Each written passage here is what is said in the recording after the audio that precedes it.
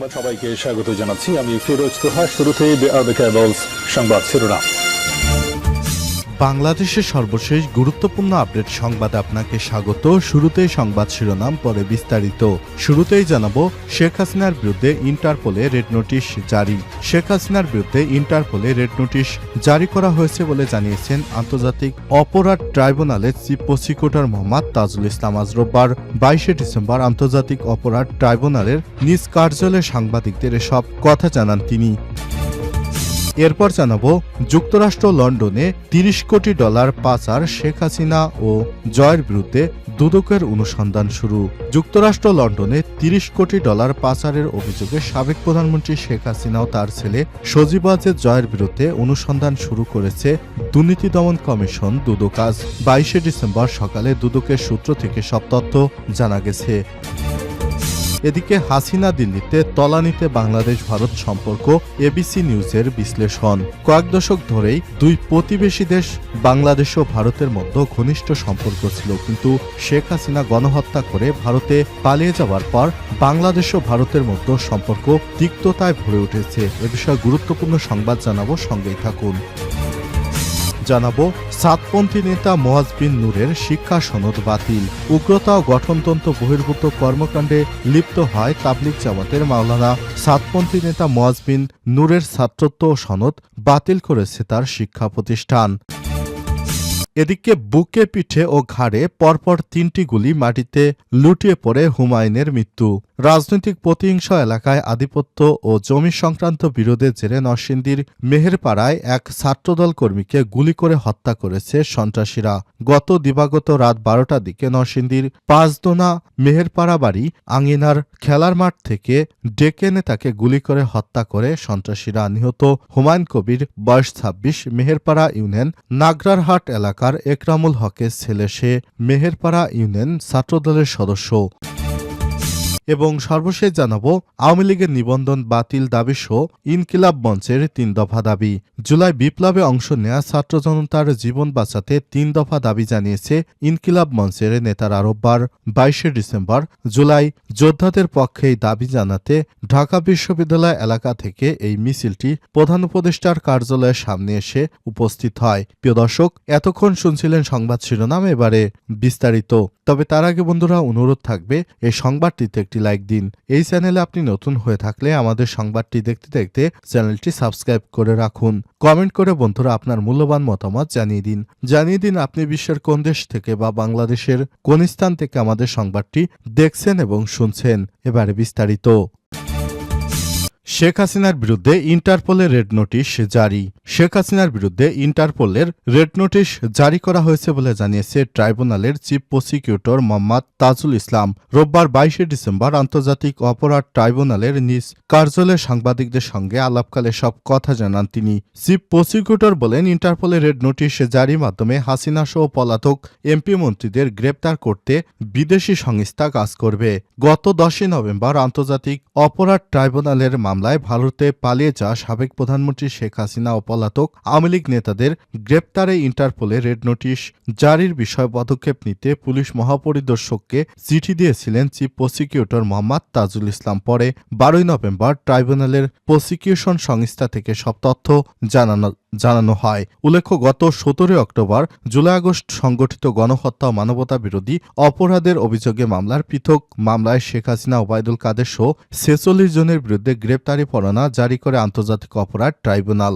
অন্যান্য যাদের বিরুদ্ধে গ্রেপ্তারি পরোয়ানা জারি করা হয় তারা হলেন শেখ হাসিনার বোন শেখ রেহানা, শেখ হাসিনার মন্ত্রিপরিষদের সদস্য মোহাম্মদ এ আরাফাত, আসাদুজ্জামান খান কামাল, আনিসুল হক, দীপুমণি আকুম, মুজাম্মেল হক, শেখ হাসিনার ছেলে সজীব ওয়াজেদ জয়, সাবেক মন্ত্রী জোনায়েদ আহমেদ পলক, শেখ সেলিম ব্যারিস্টার ফজলে নূর তাপস, শেখ ফজলে শামস পরশ, সাবেক আইজিপি আব্দুল্লাল মামুন, ডিবি হারুন পুলিশের সাবেক কর্মকর্তা বিপ্লব কুমার সরকার, প্রলয় কুমার জোয়াদ্দার, সাবেক ডিএমপি হাবিবুর রহমান, সাবেক র্যাব কর্মকর্তা ডিজি হারুনুর রশিদ, সাবেক সেনা কর্মকর্তা জিয়াউল হাসান, শেখ হাসিনার সাবেক উপদেষ্টা তারিক আহমেদ সিদ্দিক, বিচারপতি মানিক ডক্টর জাফর ইকবাল, সাবেক পুলিশ কর্মকর্তা মনিরুল ইসলাম সহ 46 জন।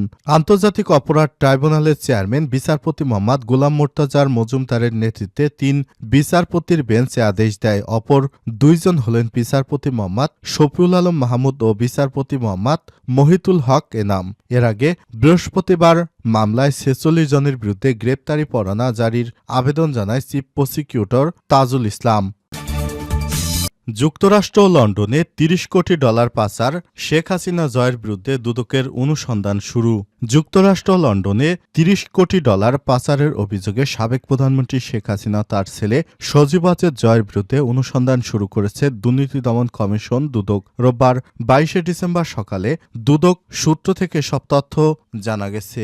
এর আগে ৫ প্রকল্পে ৮০,০০০ কোটি টাকা অনিয়ম ও দুর্নীতির অভিযোগে সাবেক প্রধানমন্ত্রী শেখ হাসিনা, তার বোন শেখ রেহানা, ছেলে সজীব ওয়াজেদ জয় ও মেয়ে টিউলিপ সিদ্দিকের বিরুদ্ধে অনুসন্ধানের সিদ্ধান্ত নিয়েছে দুর্নীতি দমন কমিশন দুদক। ১৭ ডিসেম্বর তাদের বিরুদ্ধে অনুসন্ধানের কাজ শুরু হয়। দুদক সূত্র জানিয়েছে, রূপপুর পারমাণবিক বিদ্যুৎ প্রকল্প, বিশেষ আশ্রয়ন প্রকল্প, ব্যবসাসহ ৯টি প্রকল্পে সব অনিয়ম দুর্নীতি হয়েছে। হাসিনা দিল্লিতে তলানিতে বাংলাদেশ ভারত সম্পর্ক।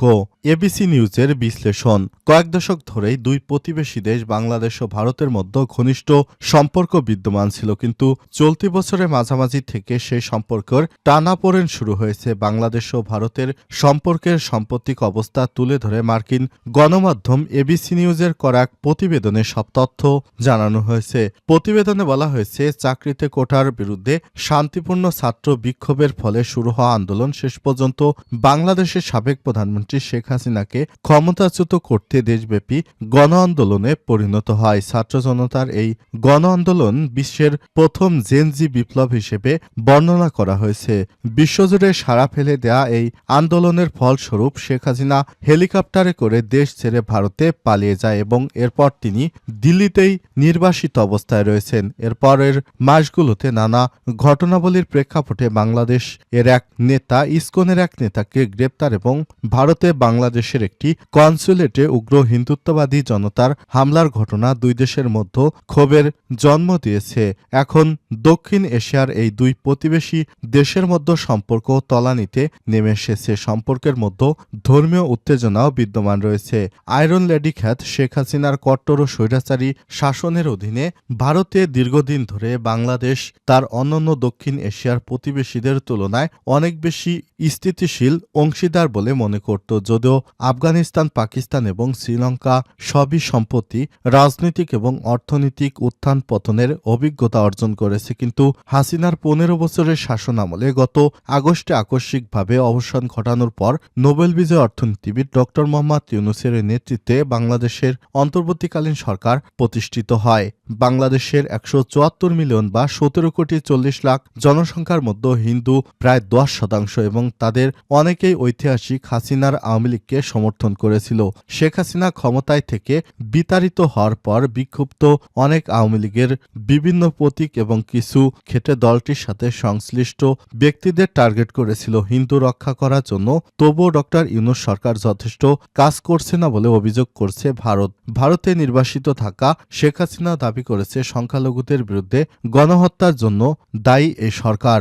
ভারতের প্রতিরক্ষামন্ত্রী রাজনাথ সিং গত সেপ্টেম্বরে ভারতের সশস্ত্র বাহিনীকে রাশিয়া, ইউক্রেন, ইসরায়েল, গাজার মধ্যে চলমান সংঘাত এবং বাংলাদেশের অস্থিতিশীল পরিস্থিতি উল্লেখ করে অপ্রত্যাশিত পরিস্থিতির জন্য প্রস্তুত থাকতে এবং প্রতিবেশী দেশগুলোর পরিস্থিতি পর্যবেক্ষণ করার জন্য আহ্বান জানিয়েছিলেন। কিন্তু গত নভেম্বরের শেষের দিকে বাংলাদেশে এক হিন্দু সন্ন্যাসী ইসকন রাষ্ট্রদ্রোহিতার অভিযোগে গ্রেপ্তার করা হয় এবং এটি ঢাকা দিল্লির মধ্যে বড় ধরনের কূটনৈতিক উত্তেজনা সৃষ্টি হয়। চলতি বছরের অক্টোবরে এক সমাবেশে বাংলাদেশের জাতীয় পতাকাকে অসম্মান করার অভিযোগে হিন্দু নেতা চিন্ময় কৃষ্ণ দাসকে গ্রেপ্তার করা হয়, কিন্তু তার সমর্থকদের বিশ্বাস হিন্দুদের বিরুদ্ধে মামলার বিষয়ে সোচ্চার থাকায় তাকে লক্ষ্যবস্তু করা হয়েছে। যদিও প্রধান উপদেষ্টা ড মোহাম্মদ ইউনূস ভারতীয় এক সংবাদ সংস্থাকে বলেছেন, হিন্দুদের বিরুদ্ধে সহিংসতার দাবিগুলো অতিরঞ্জিত করে সামনে আনা হয়েছে। সাতপন্থী নেতা মুয়াজ বিন নূরের শিক্ষা সনদ বাতিল।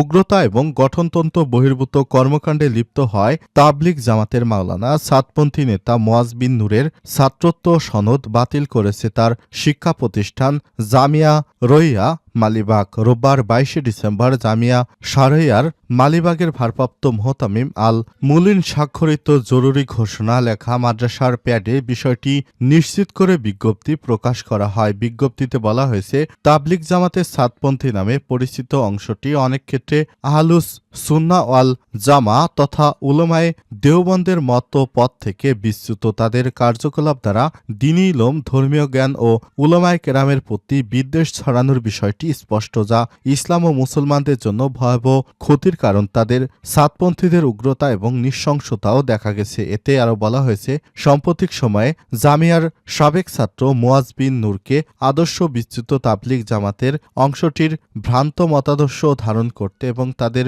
নেতৃত্ব দিতে দেখা গেছে, যা অত্যন্ত দুঃখজনক। তিনি মুয়াজ বিন নূর 2010-এ জামিয়া থেকে তাকলিম জামাত অধ্যয়নের শিক্ষা সমাপন করেছেন। তার সনদ বাতিল করা হলো।